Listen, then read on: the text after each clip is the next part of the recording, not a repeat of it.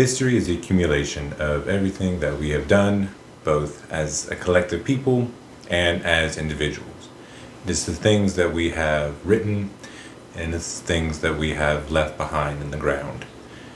And this is why, at least one of the reasons why I love to do history.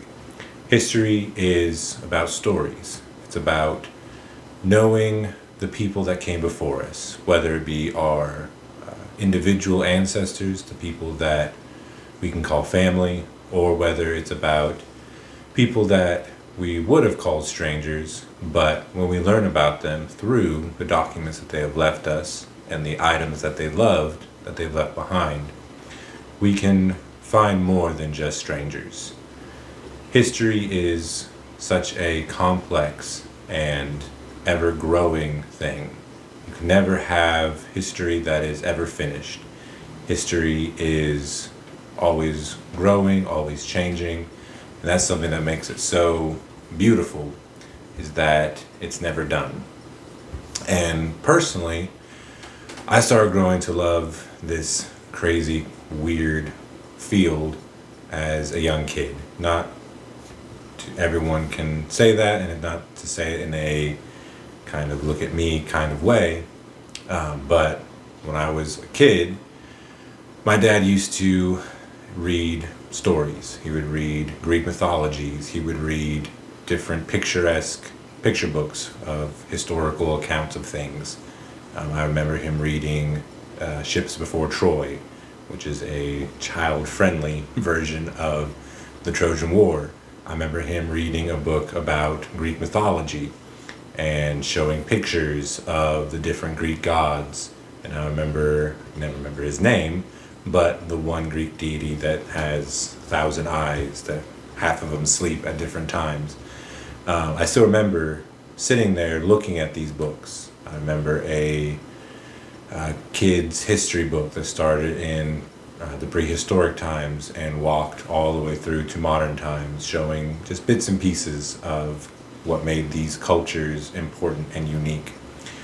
And I think that helped grow an appreciation for me of how diverse we are as a people, but also how we all share some of the same things.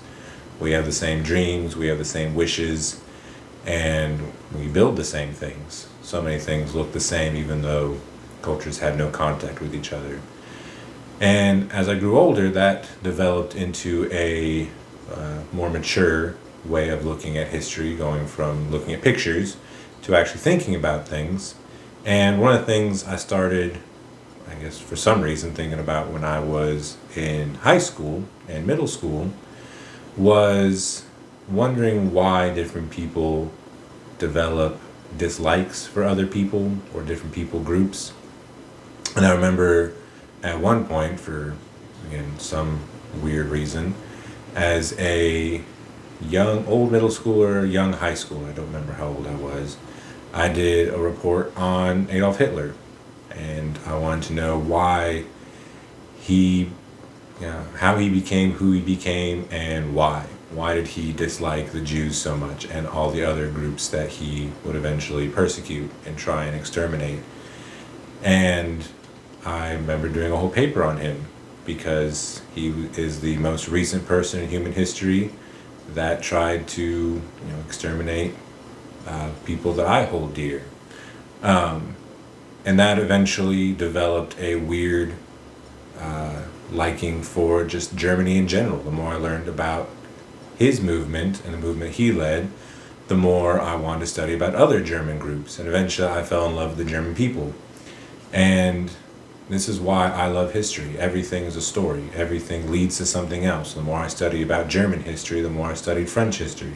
The more I studied them, the more I wanted to study every other culture. I love the Germanic migration period. I love Charlemagne. And as you read about Charlemagne, you start having to read about the Middle Eastern groups that he interacted with, and the Byzantine Empire, and everything is so interconnected, and every story is so rich with life that there is no way of escaping feeling like you could shake their hand and talk to them, because they're real people.